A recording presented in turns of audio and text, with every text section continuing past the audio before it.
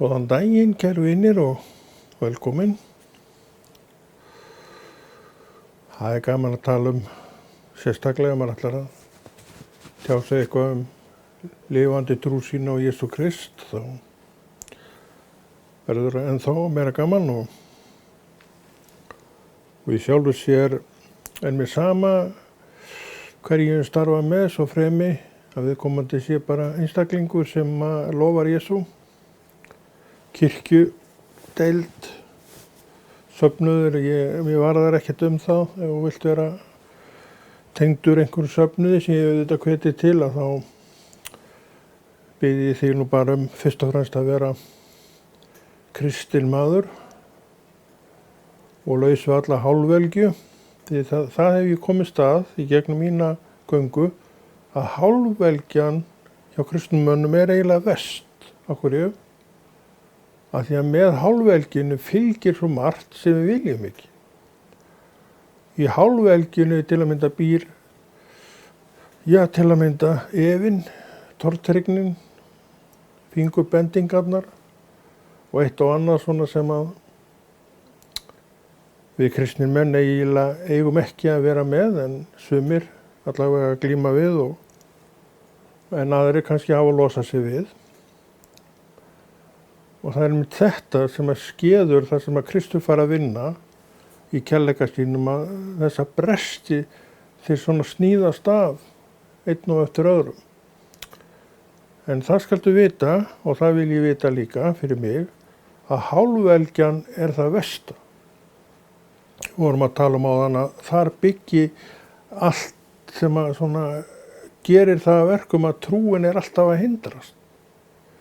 Hvað efi í verkjana að hindrast í trúnni. Efi, tortryggni og allt þetta. Þetta allt öfl sem að hindra trúna í að vera það sem hún á að vera. Ég man eftir því fyrir mörgum árum síðan, ég fæ nú ekki oft vitranir. En stundum fæ ég vitranir og ég man eftir því að allt í einu sé ég inn í þetta ágæta eilíðaríki, sumir tala þúsundárríkið og aðrir tala bara eilíðina. Og hvað sá ég? Ég sá fólk og umhverfi þar sem allir voru vinir. Umhverfi þar sem engin ágreiningur var, engin tortryggni var, engin hálfvelgja var. Og þegar öllu slíku sleppir, hvað þá eftir? Vináttan, kærleikurinn.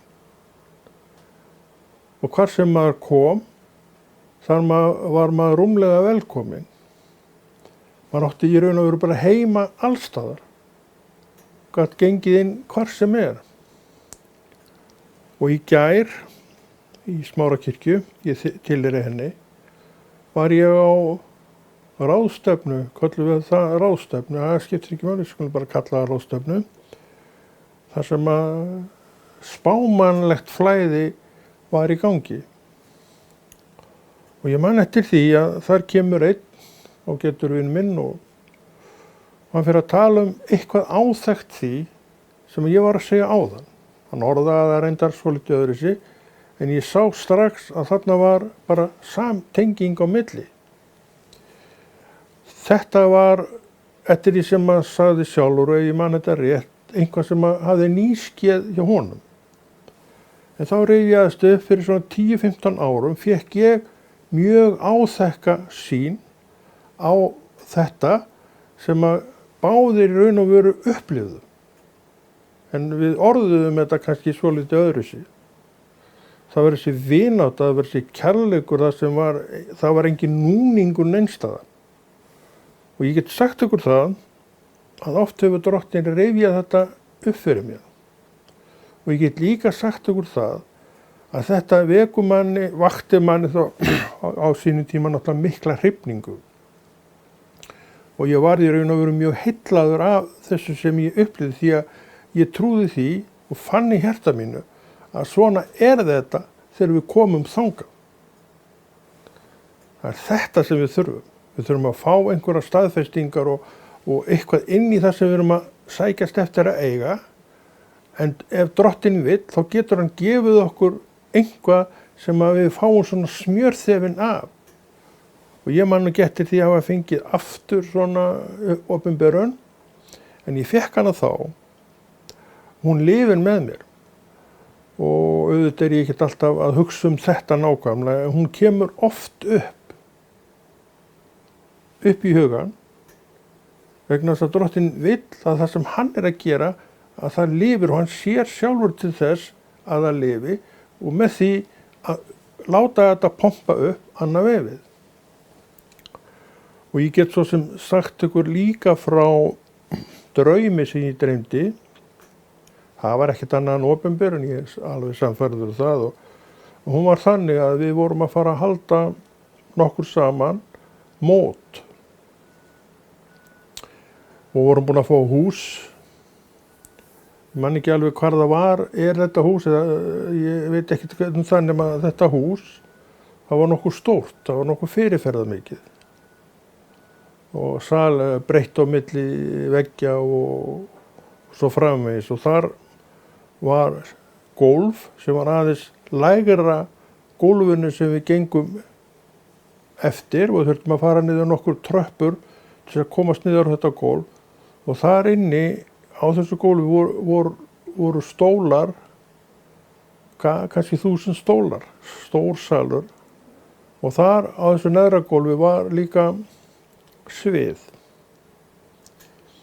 og við sem ætluðum að fara að efna til þessa teitis, ég man eftir því við vorum 40, stór hópur og ég raun og veru vissi enginn hvað hann ætlaði að gera, hvernig þetta ætti að vera, vissi bara að þarna ætti að fara eitthvað fram og svo líður og býður og allt í einu þá bara fer fólk að streyma að. Og salurinn, efri salurinn og neðri salurinn fyllast. Í neðri salurinn var þéttsetinn bekkurinn og í efri á göngunum uppi stóð maður við mann og í raun og veru var húsið fullt veggja á milli. Og ég fer fram og kíki út og þá sé ég röð bíla alveg svo langt sem augað eigir. Og ég hitti þarna einhverja konu sem ég vissi ekki hver skiptir ekki máli, og spyr, hvert allt þetta fólk að fara? Og það segja það að koma hingað. Og ef þetta ekki mynd af vakningu sem við erum alltaf að tala hvað þá? Þetta eitthvað sem drottinn gaf mér. Og hann hefur alltaf verið að minna mig á þetta. Það líður á alla held í dagur að hann minni mikið á þetta með einum og öðrum hætti og alltaf þegar ég er á einhverju svona stað þar sem að menn að tala í þessum spámanlega anda þá kemur þetta alltaf upp. Þannig að við eigum eftir að upplifa eitthvað sem við höfum aldrei upplifað áður. Ég man alltaf eftir því, þegar horfði þarna út, þá sá ég bíl eftir bíl eftir bíl eftir bíl, svo langt sem augað sá. Og samkvæmt því sem að þessi ágæta kona sagði, sem að ég hitti þarna í sýninni eða draumnum, þá voru allir að koma á þennan stað sem að við ætluðum að halda þetta teiti í, en enginn til að byrja með vissi hvað hann ætti að gera, né hvernig þetta yrði. Og svo byrja fólkið að koma, þá stukku allir til, það voru tónlistamenn þarna og allt fullt af fólki sem ætlaði að vera þarna, og það tóku sér allir stöðu. Þetta var svolítið merkilegt. Þannig að Guð er ekkert hættur. Hann er ekkert búinn að segja skilið við okkur. En svona atriði eru rosalega mikilvæg fyrir mig, trún mína og þína, vegna þess að þetta er eitthvað sem bara hjarta segir, hei, þetta er svona. Guð er til, Guð er að tala. Þetta fannst mér magnað og þetta er eitthvað að því Guð gerir það, þá gleymir þú því ekki neitt, minn kæri vinur. Ég var að tala áðan hitt sem er kannski 15 ára gamalt. Já, þetta er bæði, eitthvað svipaðan tíma, eitthvað svona 12-15 ára gamalt, gamlir draumar. En ferskir, þeir eru ekki ennþá komnir fram, nema auðvitað þessi hvatning sem ég fékk og sýn inn í þetta eilífa ríki. Og það hefur nú eiginlega fátt rest mig meira heldur en akkurat þetta.